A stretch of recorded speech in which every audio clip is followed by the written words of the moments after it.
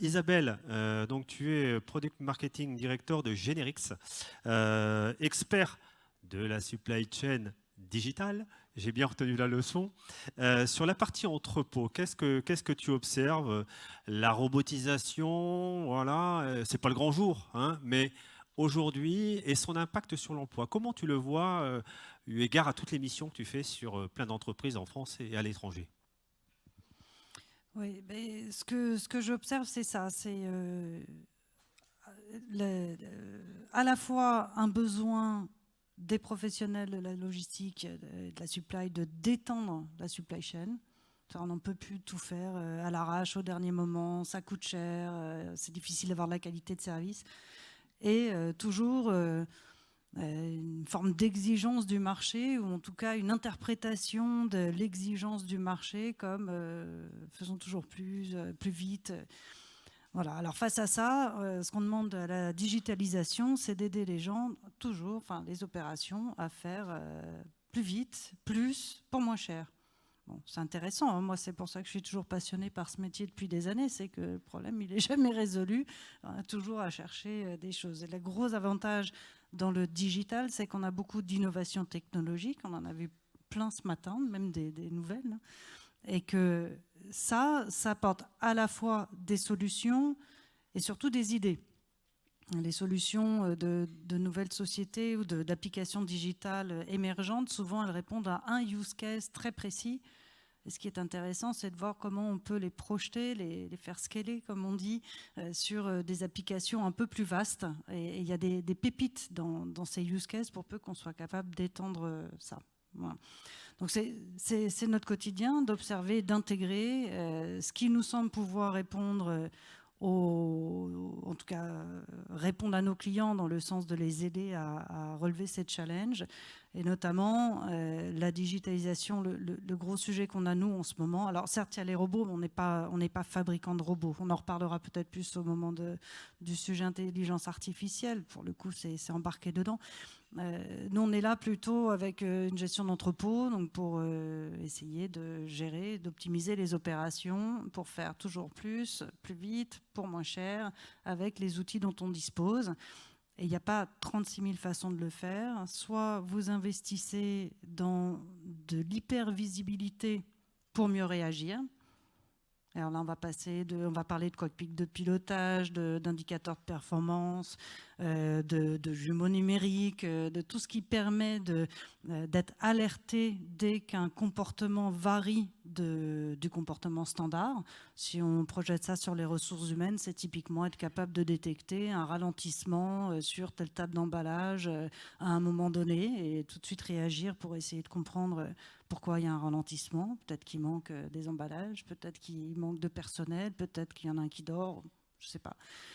Et donc, la digitalisation, elle apporte ça. Elle permet, on a parlé d'IoT aussi, là, de traçabilité, donc elle permet de mettre sous contrôle, pas toujours qu'avec des caméras, quoique les caméras apportent aussi une certaine source d'information, elle permet de mettre sous contrôle l'exécution temps réel. Malheureusement, alors c'est long hein, à déployer, bien sûr, et puis c'est pas, comme tout, c'est pas la solution miracle qui va résoudre 100% des cas. Donc on doit quand même encore garder une part d'organisation et d'anticipation, voire de prévision. Et là, on va travailler plus sur de la planification. Alors, des gens qui travaillent chez des industriels sur de la supply chain globale sont habitués à ce qu'on appelle le SNOP. On trouve très peu cette pratique en aval de la supply chain, chez des distributeurs. Je ne connais pas encore de distributeurs qui fassent de SNOP. Et pourtant, on a exactement la même problématique. De combien j'ai besoin d'intérimaires demain ou dans 3 jours? Est-ce que je peux passer ce pic saisonnier du mois de décembre avec les emplacements qui me restera disponibles dans l'entrepôt? Est-ce que j'ai assez de quais pour faire ça? Donc sans arrêt, on va se poser la question de quels moyens je dispose, quelle est leur performance. Alors ça tombe bien parce que l'analyse de la performance, on va l'utiliser partout, hein, pour le pilotage temps réel, mais aussi pour la planification. Donc est-ce que j'ai la bonne analyse pour me projeter sur ma capacité, je veux dire ma capacité de production, parce que finalement en logistique on produit des commandes, on produit des colis, mais on observe de plus en plus ces mêmes besoins qu'on a eu dans les usines et qui s'est déployé dans les usines il y a quelques années, d'anticiper, d'organiser, de planifier, de gérer aussi par rapport à des budgets, bien sûr, hein, et donc de dire non, là, on va pas prendre ces commandes en plus, on va pas passer ces commandes en plus pour pas charger l'entrepôt en réception un jour où on sait qu'on aura beaucoup d'expéditions. Voilà, donc la digitalisation, elle est toujours au service de ce qu'on n'arrive pas à faire avec le papier et le boulier, hein. Et aujourd'hui, les gros sujets, c'est cela. Oui, donc on le sait tous, pas de logistique sans optimisation et derrière toute l'algorithmique qui existe. Voilà, tous les logisticiens savent ça. On parle beaucoup de data logistique. On parle beaucoup, bien sûr, d'intelligence artificielle, hein, c'est aujourd'hui voilà, le Graal du moment. Mais toi, tu le vois d'une autre manière. Qu'est-ce que tu penses de tout cela? Et on ne doit pas passer à côté de quoi? Voilà, comment tu l'abordes, ce sujet? Les data, l'intelligence artificielle. Moi, je l'aborde comme un outil supplémentaire pour résoudre des problèmes qu'on ne sait pas résoudre autrement.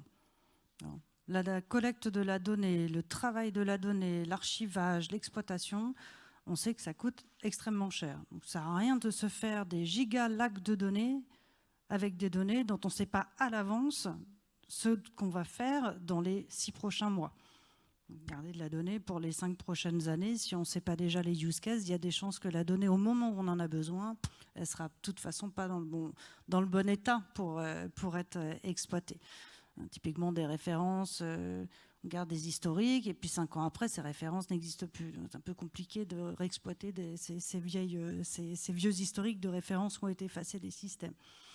Et donc l'intelligence artificielle, évidemment, elle passe par la donnée. L'intelligence artificielle, c'est des modèles mathématiques, les mêmes souvent que ceux qu'on a toujours connus. La grosse différence, c'est qu'on va pouvoir, parce qu'on les exécute sur des moyens hardware informatiques beaucoup plus puissants, ceux qu'on trouve dans le cloud, on est capable de faire tourner ces algorithmes avec beaucoup plus de données, les enrichir parce qu'on y ajoute des informations complémentaires, donc on complexifie le problème qu'ils sont capables de résoudre, et on est capable d'exécuter ça à une vitesse très rapide qui, aujourd'hui, permet d'être utilisé dans des opérations logistiques, c'est-à-dire dans des use cases d'exécution. D'accord ? Donc, je surveille, je mets sous contrôle l'efficience de telle ressource ou de telle zone dans l'entrepôt et je peux alerter en temps réel.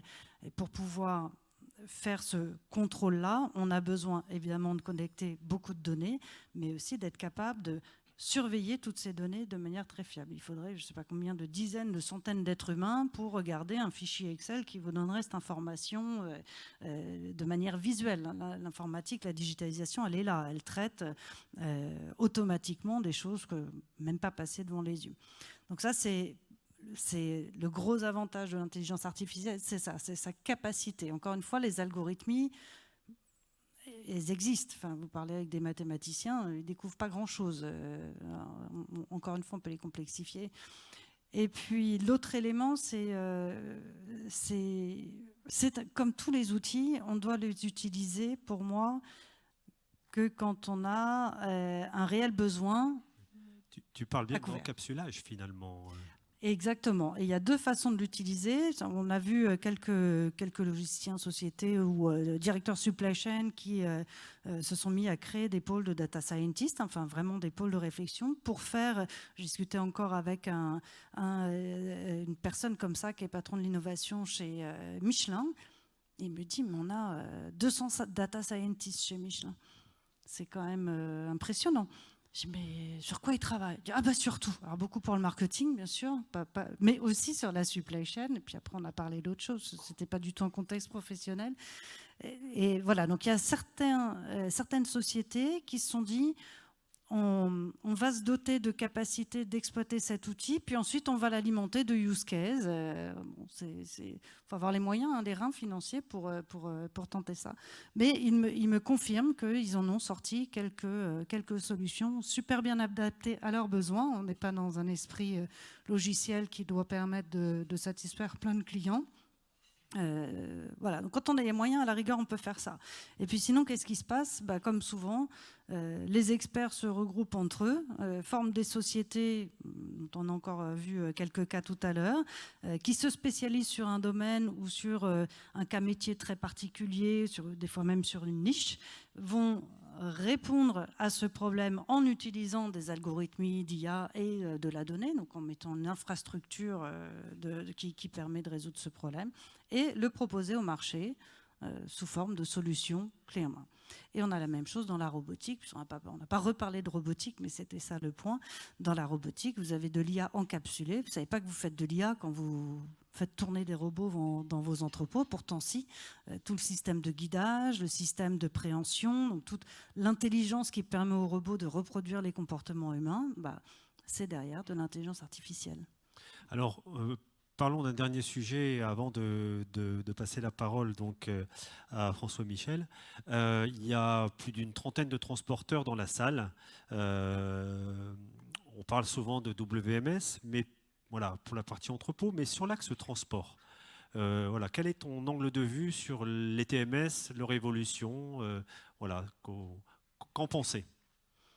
Alors, ça tombe bien qu'il y ait des transporteurs, parce que moi, je fais un TMS que pour les chargeurs. Mais on a besoin, notamment sur l'aspect calcul, le fameux calcul CO2, nos clients chargeurs, qui sont plutôt des grosses sociétés, ont besoin et se galèrent toujours pour collecter l'information de la part des transporteurs qui leur permet de calculer correctement leur empreinte carbone. Et ça, ce sujet-là, il n'est pas encore résolu. Il y a des initiatives à l'ADEME, il y a plein d'initiatives. Moi, j'attends qu'une chose, c'est pouvoir dire à mes clients, chargeurs, bah oui, on a un connecteur avec telle plateforme, et sur cette plateforme, les transporteurs sont connectés, et automatiquement, depuis leur informatique embarquée, depuis leur TMF, peu importe, depuis leur solution digitale, on peut collecter cette information et la récupérer. On avait eu la même chose sur s'il n'y a pas que des transporteurs, aussi des gens du retail et de l'industrie, sur la fiche de données, le GDSN, ça s'appelait à une époque. Voilà, la synchronisation des fiches produits entre distributeurs, industriels, fournisseurs. C'était la même histoire. Personne n'avait la bonne information ou la même information au même moment. Là, sur le CO2, on a cet enjeu à résoudre. Cap CO2. Voilà. Merci Isabelle.